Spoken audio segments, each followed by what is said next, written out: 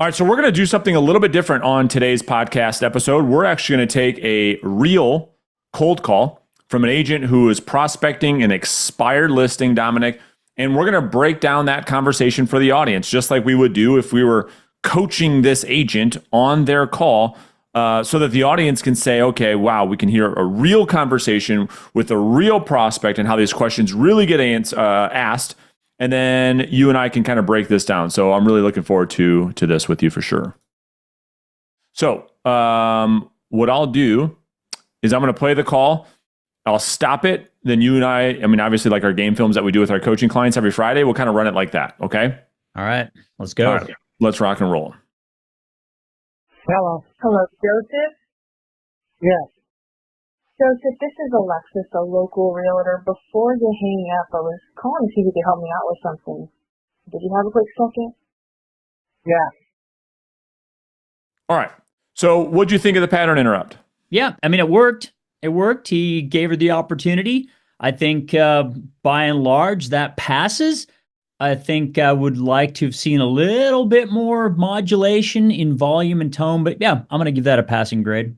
Yeah, I mean, listen, it worked, right? So the point of the pattern interrupt is to immediately give the illusion of power and control to the prospect such that they don't feel like they have to become defensive. And that's why compliance rates are so high with a pattern interrupt versus calling somebody to say, hey, such and such, this is a, so-and-so, I'm a real estate agent, how's it going today?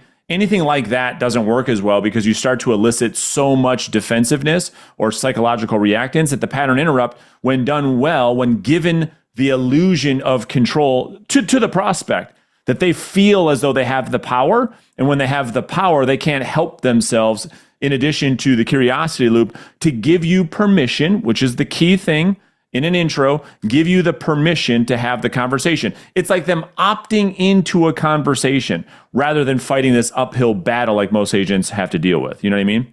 Yeah, so it worked for her. She got compliance, and he's open to hearing what she has to say. I don't know if my records are off. I saw the property on Stagecoach came off the market. Did you end up selling that privately, or was it still available? It's still available. Okay, so you and I just talked about this literally before we hit record. I like asking that question differently.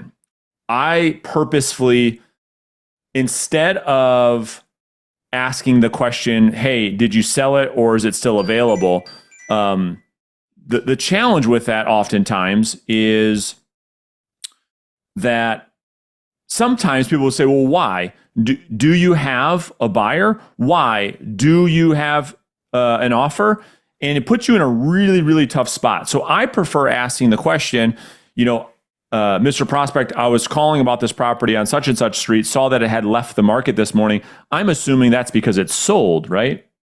Yep. And people automatically, without even thinking about it, I purposely get a no there. What are your thoughts on the question she asked, or the first question you'd want to ask? Yeah, so the question that she asked, that worked. I mean, that does work. But if you sharpen it up a little bit and you give them a very specific reason to fight back, well, I assume that's because it's sold, that's because it's sold, right? Those two questions are much sharper and give the prospect the opportunity to give you a definitive answer without giving you some potential objections there, or opening up the conversation to the point where, as you said, hey, well, why? Do you have a buyer? Do you have an offer? They're just going to tell you, no, it hasn't sold. And then oftentimes they'll tell you why. Yeah, and that's the point. And it's like, if you ask what we would call a positive question there, not only does it bring out potential objections, but what happens a lot of times with expireds is the conversation is over. As soon as you're a realtor, you're calling me to see if it's still available. Why? Because you want to list it, right? Nope, not interested. Take me off your list. Goodbye.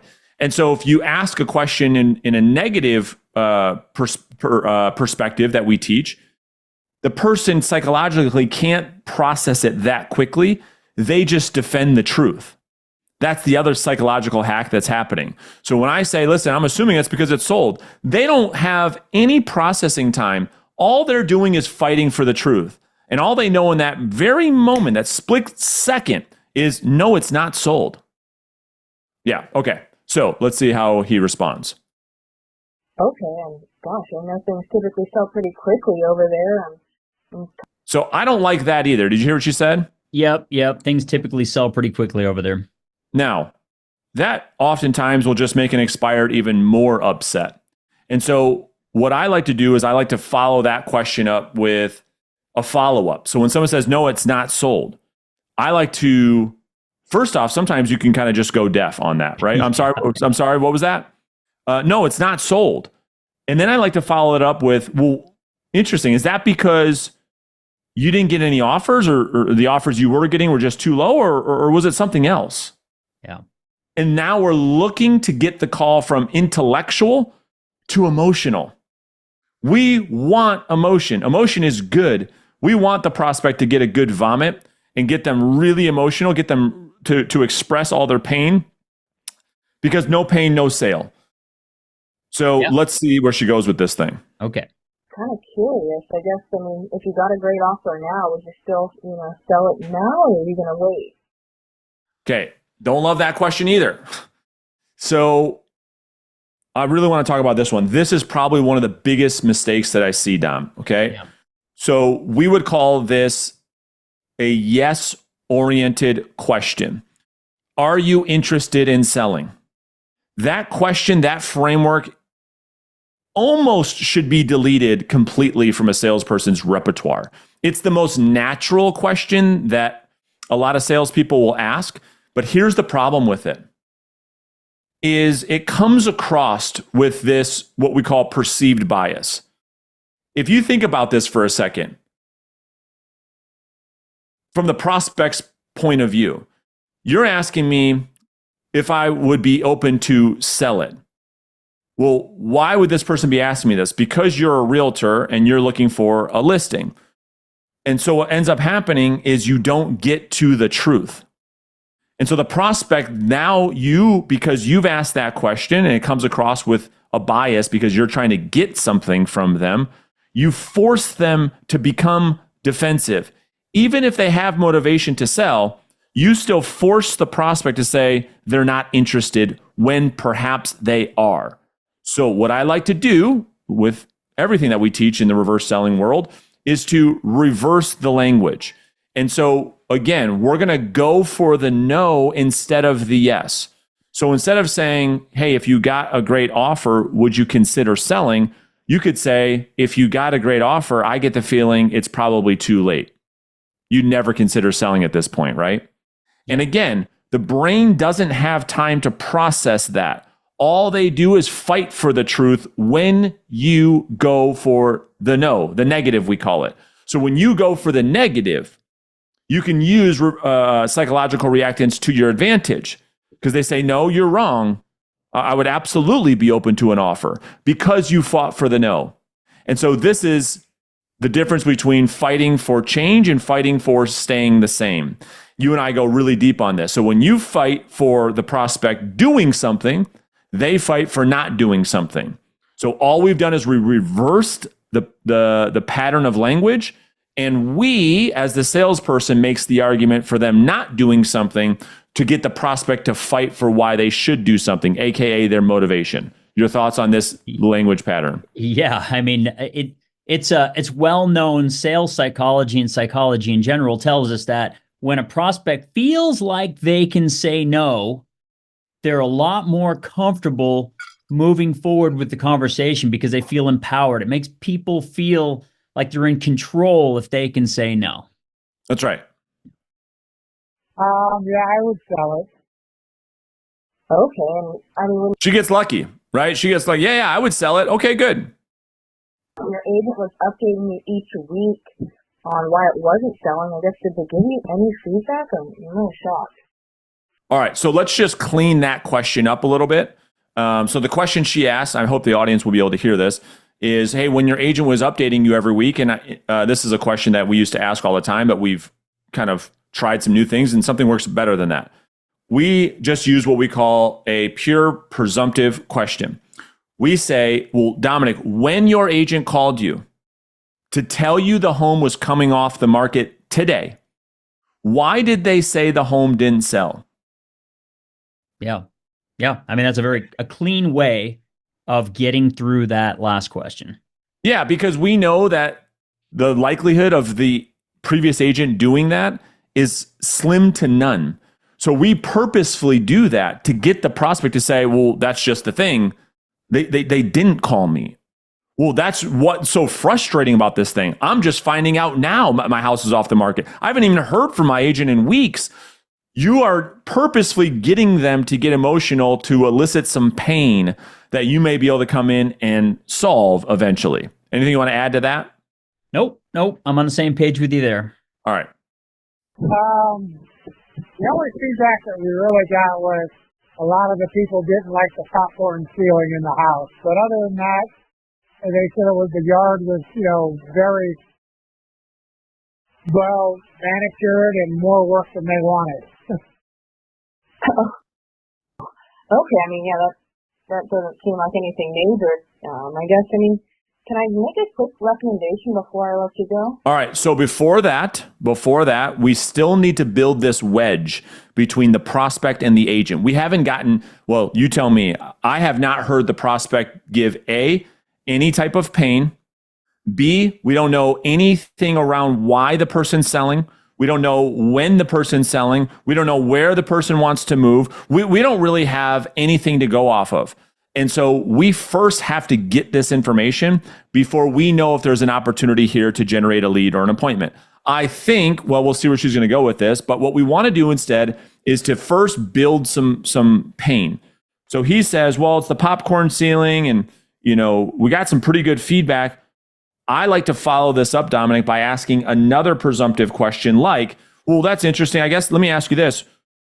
Based on the feedback, when your agent kind of walked you through what their strategy was going to be to start generating some offers based on the feedback, what kind of things did they say they were going to do? Yeah. Well, that's just the thing. They didn't say anything. They didn't say anything. No, they didn't say anything. Well, I guess, what do you think should have been done? Well, they should have done this. They should have done that. You're starting to build this separation, or we call it the wedge, which is super important between, on an expired call, we've got to build the wedge between the prospect and their agent. You almost want to get them pissed off to the point where, yeah, I've got to do something here. Your thoughts? Yep. Nope. Exactly. I would have asked that question about the agent right away. I mean, when this feedback was coming in, what were they suggesting that you do differently or that they might do differently to overcome popcorn ceilings and to overly meticulous landscaping? That's right. Of course, the answer is, well, nothing. That's right. And the thing is, if the audience hasn't caught this already, the reason why it's so important to ask presumptive questions that we know the answer to is because this is how, Dominic, I know you know this is how we get prospects to realize for themselves that we're a potential option without saying we are a potential option. So because we're the one asking the question, what did your agent do, or what did your agent say they were going to do to start generating some offers based on the feedback? A, we know their agent didn't. And B, in the mind of the prospect thinks, wow, this person probably would have. This agent I'm talking to, who's asking the question, probably would have had a plan on what to do about it. This agent probably, and didn't have to say it. And so that's the key thing with asking those types of questions. You know what I mean? Yep. All right. The other thing that she doesn't get here, and we'll see if she comes back to this, is she doesn't get any motivation. So we teach agents that we coach a framework that we call DART. D-A-R-T, desire, ability, reasons, and time frame. And she gets none of it.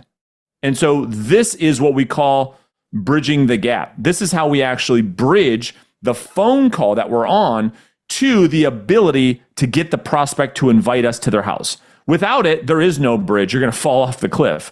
And so we know that he said, yeah, I would sell it. Okay, good. There's some desire. That's fine. What we don't know is anything about why the dude's selling, where the dude's selling, when he wants to sell. The most important parts. Would you agree with that? I totally agree. And she could have jumped straight to that instead of going for what she's going for now. She could have jumped straight to that and asked about, well, listen, I mean, it looks like a nice house. I mean, why not stay there? That's right. Why not just keep it? That is, again, a technique that we teach to fight for the status quo. We make the argument for them doing nothing, because a question like that, what type of responses do you typically get, Don, when you ask a question like that? Yeah, well, you're going to get one of two options. They'll say, well, I mean, it is an option to keep it, or they'll tell you exactly why they can't keep it. No, we need the money to buy the next house. No, the neighbors are terrible here. No, the house is too small, too big. Don't like the traffic. They're going to sell you on why they should move if you have somebody there. If you don't have somebody there, they'll tell you, yeah, we can stay. That's right. And this goes back to why you wouldn't ask that yes-oriented question like, well, why are you moving? A question like that gets responses like, that's none of your business. A dangerous question. It's a dangerous question. And then agents have the audacity to say, prospects are mean. I don't like prospecting because of the rejection. When most of the time, it's the agent that's getting this person to become defensive. It's the agent on the questions they're asking which are pissing off the prospect. Because we have a responsibility on how people respond to us. The questions we ask will dictate how they respond. Ask a bad question, you're going to get a bad answer, period. All right, let's see if she can recover. Yeah. Yeah, I mean, I know I just called you out of the blue. I mean, I guess, would you be totally opposed if you invited me over one day this week or maybe next, and I can share the strategy we're using right now to get our clients home sold despite the feedback that the buyers are saying? And at that point, you can decide if hiring makes sense, because, I mean, you're not going to do anything unless it makes sense. Is that right? Right. No, you can't do that because I'm actually not living in California anymore. Okay, so she attempts to go for the appointment. She goes for the appointment way too premature, and boom, it backfires. Why? Because we don't know any of the reason. She has to ask for the appointment to now get an objection. Nope, I can't do that because I don't even live in California anymore. So we should have already known that. This was like a move on the chessboard that should have already been played. And so now she's kind of like, all right, where am I going to take this? You know, could we pick apart how she asked for the appointment? Probably. I mean, what feedback would you have for her on the framework as far as how she positioned that appointment? Well, she did. I mean, I don't want to totally just chop her to pieces here. She did reference the being able to work through what the buyer's feedback was to show him how they could work through the feedback that they were getting, which is definitely something you want to do when you're promising to solve a problem. She didn't say exactly how she was going to do it. That's a good thing. She mentioned what the problem was. That's a good thing. But where it went wrong is, as you pointed out, is too soon. Like, she hasn't got him to express what all of the pain is. We just know we just know that it didn't sell. We're going to, yeah. The order's wrong here. That's right. The order's wrong. And I always like to, before I go for an appointment, I like to have some type of hook and to see kind of where I stand. So I'm going to just like put my toe in the water and I'm going to test this thing. And in this case, again, most problems in a sales call, in a sales conversation, are because of what happened upstream. It's not now, but since we're here now, how would I have done this differently? I want to be really clear about that. Like, we would have done a whole bunch of stuff differently that would have probably got us in a different spot. But if I'm here now and I'm going to ask for an appointment without any motivation, I need some type of hook question. So the hook question would be something along the lines of, well, Dominic, can I just ask you something before I let you go? And I'll be real quick. Yeah. Yeah. I mean, based on this conversation, I mean, do you have to sell this thing? I mean, if you did get the offer with the price and terms you were looking for, at this point, would you just throw it away? I mean, I get the feeling you're going to put this thing on hold. Am I right? No, I mean, now, one of two things is going to happen. To your point, either I'm going to end with where I'm already at, which is a no. I don't have anything. So when I go what we call now a negative presumptive question, like, hey, I kind of just get the feeling that you're going to tell me you're going to just put this thing on hold. It wouldn't matter if you got the offer with the price and terms you're looking for. I kind of get the feeling it wouldn't matter, right? You're just going to tell me you're going to wait. See, when I go that direction, I'm presenting the no. So the prospect can either agree and say, yep, you're right. But when they have something, they can't help but fight for it. That's the key thing. And so I think what you're about to do in that little role play is if you can get a prospect to bite on that hook to say, well, no, that's not true. Yeah, we would absolutely entertain that. Then I can say, well, can I make a recommendation? Well, sure. Well, what are you thinking?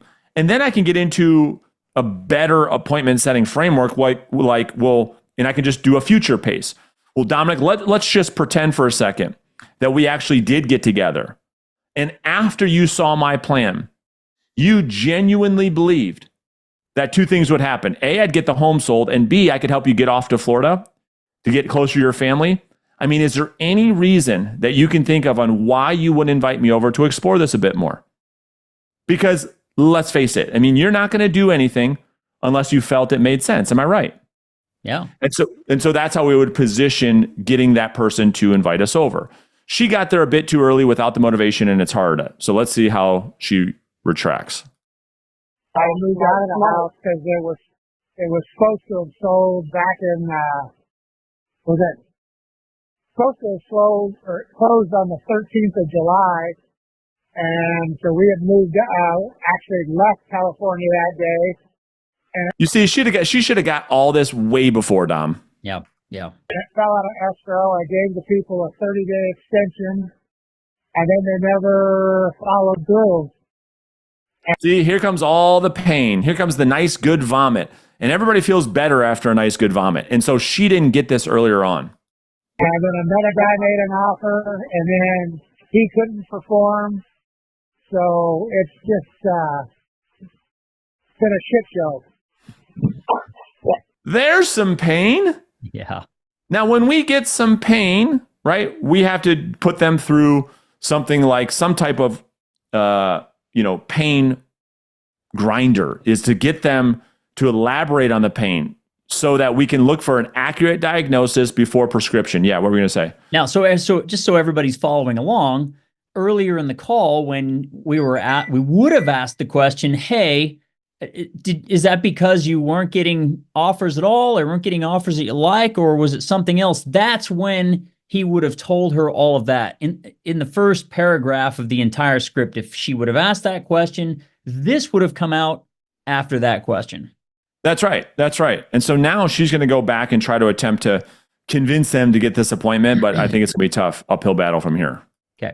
To say the least, I mean, I guess, is it an option just to keep it and rent it, or is it the No. There we go. I mean, what was happening here, she was learning in real time. She said, shit, where do I go from here? And so she said, okay, got to change this somehow. I'm in trouble here. So that was a great question. Let's see how he responds to that. I don't want to deal with a rental being out of state. There we go. I mean, had she done this in the beginning, right? So I want the audience to hear this. This is in real time what it sounds like for you to make the argument for why the person should not do anything. And now you've heard a real prospect respond with their real motivation. I'm out of state and I can't manage a rental. That gives us a lot more to work with. Yeah, I mean, I guess what was doing? The agents pissed me off so bad that I've had 3 different agents, 1 last year and 2 this year, and it just left such a shitty taste in my mouth. I told them I don't even care if the bank takes it back, because I wasn't going to allow them to get a $40,000 commission for absolutely doing nothing. The 60 days it was in escrow, they didn't even bother to show it because they figured it was sold regardless, so they didn't do anything. Wow. Okay, so you guys didn't get any backup offers. I know that's pretty standard. No, they didn't solicit any, didn't show any. I think they showed it once in the 60 days. Wow. Okay, so I guess you're kind of looking for a situation where you're going to stay in touch on what exactly is going, and then obviously, even if you accept an offer, still getting a backup offer, so you can really get your money. And I guess, where do you guys move out of state? Well, she's kind of crab walking now. Yep. Trying to keep the call going here. Yeah, she's like, I just don't know what to ask. I mean, she's finally asking some motivation questions, but again, it should have been sooner. What I would have liked to do is, again, try to offer some type of hook to, and the way you have to do this has got to be really strategic. I would say, Bob, can I just ask you something? Can I be blunt? Sure. What's up? If I were to ask you if you'd be open to looking at a completely different new way to approach the sale of your home, because of what you just told me, I kind of get the feeling you wouldn't even hear me out, right? You wouldn't even give me the time of day, even if you genuinely believed I could do something different, correct? That's how we have to work back towards being productive. You know what I mean? Like, that's where I would have gone with this call, to see, can I be productive? Can I move the conversation forward instead of just going side to side? Yeah. Let's see what she does. Okay. Washington State. Okay. My wife and I grew up in Northern California, and she's been up in Bellingham for 30 plus years. We got married in December. She moved down in January to help me do a bunch of little things to the house. And then when it didn't sell and we finally moved back up there, all the stress took her toll, and she's dealing with some PTSD from a previous marriage, leading to my divorce. So it's just, at this point now, I'm just kind of beyond it all. Just Yeah, I can only imagine. kind of lost and pissed. I can only imagine that. I mean, I guess, would you be open to maybe getting on a Zoom call and I could share the strategy that I'm using? So now at this point, we have to use stronger language. Would you hate me if I were to propose us jumping on a quick Zoom? We could talk. Listen, I don't need you to make any decisions right now, but would you hate it? Would you hate the idea of us jumping on a quick Zoom? Because you got to look at something, right? Like, you can't, that's the type of language I'd get into at this point. Her language right now is a little bit too mother may I. And I think this guy's going to it doesn't matter at this point. He's just going to resist. Yeah. What are your thoughts? Yeah. I mean, same thing. I think I might have pushed back a little bit more and said, hey, I mean, it sounds like you've just absolutely had a gut full of this. You're willing to let the bank take the house back. Or I mean, I don't suppose if there was a possibility of getting it sold and getting you up to Bellingham, you probably wouldn't even, you're over that, right? You wouldn't even care about that. Beautiful. Or just ask this question. You know what? Let me just ask you this. Have you totally given up on the idea that there's a buyer willing to buy the house? Yeah, that's a banger. That's a good one. That's the question. Yeah. Have you given up on the idea that there is a buyer willing to buy your house? Well, I'd like to not think that. And if I were to help show you how to do that, I'm sure you'd probably tell me, no, I'm not interested, right? Then you can work towards that. But that would be another hook question. No orientation. Have you given up? No, I have not given up. All right, there's something to work with. I'm thinking, hey, and like you said, you've already done this 3 times, so you're going to know whether or not, it makes sense. Yeah, Hey. probably not. Okay. Only because I've listened to, 3 or 4 in the last few weeks, and they all say they're different and the same, and they're the exact same. So there's been nothing new. No one's presented me anything that's even remotely different from anybody else. They're all the same within a few sentences, pretty much. So, and at this point, I just, I fit to be tied, and if I lose it, I lose it at this point. Yeah, no, and gosh, I wouldn't want you to lose it, and I totally hear you. I mean, I think, every agent does technically work, the same, but yet different. See, we can't even go there at all. Yeah, I mean, a question popped into my head when he started going on about how they all sound the same. She should have stopped it right there and said, Joe, can I ask you a question about that? Sure. And yeah, I mean, you say probably. What are the sorts of questions that you feel like you'd have to ask an agent to feel confident that they could get the job done? That's right. Make him tell you. That's right. Yeah. Yeah, that's exactly right. We always respond to any type of objection by clarifying.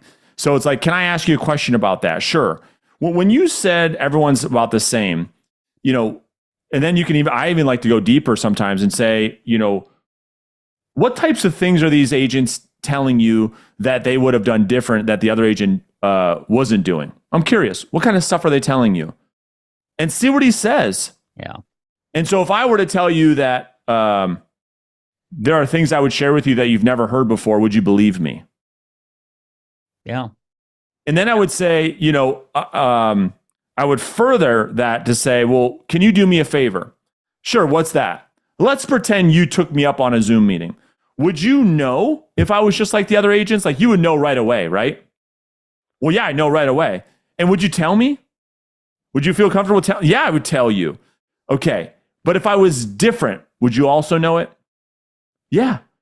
So is there any downside? Like, tell me, what is the worst thing that could happen if you and I jumped on a Zoom and in the first 5 minutes I sounded just like everybody else? You would tell me, right? Yes, I would. But if there was something different, I don't know, call me crazy, you'd want to hear about it. Would that be fair? Or am I just, totally off here? And so that might be another angle, So they go back and forth. She doesn't end up getting anything. But I think that, you have any other thoughts before? Yeah. I mean, can you finish out this call? Okay, cool. There's one more thing here. Okay. And I guess, like I said, you're not going to hurt my feelings. I just wanted to provide the information, have 15 minutes of your time, and hey, if it doesn't make sense in the first 5 minutes, I totally understand that, but at least you'll have another opinion. She's trying to work that. Totally up to you. Yeah, I'm not too interested. I mean, it just came off the market yesterday, or actually this morning. Yesterday was the last day of their contract. And I think that's kind of what soured me too, because a couple of weeks ago, I had a friend definitely in need, but he didn't want to rent it while I was under contract. And he was going to give me 10 grand up front to move in, and I was going to use that to make up on some payments I've been missing, and they refused to take it out of off the market or cancel it. So I ended up losing out on that money to help catch up on things. And it's just kind of soured on the whole process. Yeah, I totally get that. I'm sorry that you experienced all that. I can only imagine, especially being out of state, what that's all caused. So yeah, no, totally respect that. I mean, I guess would it offend you if I at least emailed over my resume, and if something changes down the road? Yeah, you could definitely do that. I just like to say, if she's going to go to that part, just say, would it be helpful if I at least sent you my resume? You take a look at it. You tell me if it's any different, or would you just end up deleting it? Yep. Get them to chuckle. Get them to say, nope, send it on over. So she's going to grab the email address. Let me fast forward through that. Yep. Great. Well, then I'll send over my information and my resume, and it'll have a brief overview of my marketing plan. If you see anything you like in there, just shoot me an email back. And if not, I wish you guys the absolute best. Thank you. Of course. You have a good one. Boom, and it's over. Yeah. So she had one last shot there after he's agreed to the resume coming over. I mean, after you see my resume, you look through it. If it seems different from anything you've seen before, what do you see yourself doing next? There you go. Love it. Yeah, just give yourself a chance. And he'll say, well, if I like it, I'll call you. Well, and then, of course, again, what happens if I don't hear from you? What would you want me to do? Love it. Like, try to... Anyway. You're going Socratic. No, these are great. This is really good. This is helping the audience, because these types of techniques that we're introducing to the audience are not like... See, you and I, Dominic, do this every day. We've been doing this for years. But to the audience that's new to sales, they're new to these conversations, they're so nervous. You see, it's not natural to go Socratic. It's natural to go Mother May I. It's natural to say, are you considering, will you sell your house? Asking bad questions like that. Yeah, what were we going to say? I was just going to say, to wrap it up on my end, that there is potentially opportunity here. There's still some things we don't know. This guy's in a lot of pain. He's had 3 agents in the last year, which is possibly a flag. He's talking about letting the bank take it back, which is possibly a flag. But there was a lot of things that were not uncovered during this call that possibly could have opened up the opportunity, for an appointment and a listing. Yeah. And the other thing is, and I'll end with this on my side, is this all or nothing mindset. And agents are just guilty of it left and right. I see it all the time, especially on an expired conversation. They say to themselves, not literally, but how they behave is if I don't get this appointment on this call, then I'm not going to get anything. And so she fought for the appointment, I don't know, 2 or 3 times, which is awesome. But if you're not getting the appointment, we still have to look then next to generating a high quality lead for the database. You see, this guy's just really emotional right now. Give this guy a couple of days. Give this guy a week or 2 and see how different he is. You know what I mean? It's like, so that's the other feedback I'd have for her is like the all or nothing mindset on this call. It's either listing appointment or nothing. We got to get rid of that mindset because now we're not even building a pipeline. That's what keeps agents starting from 0 every day. Would you agree with that? I totally agree. Yeah.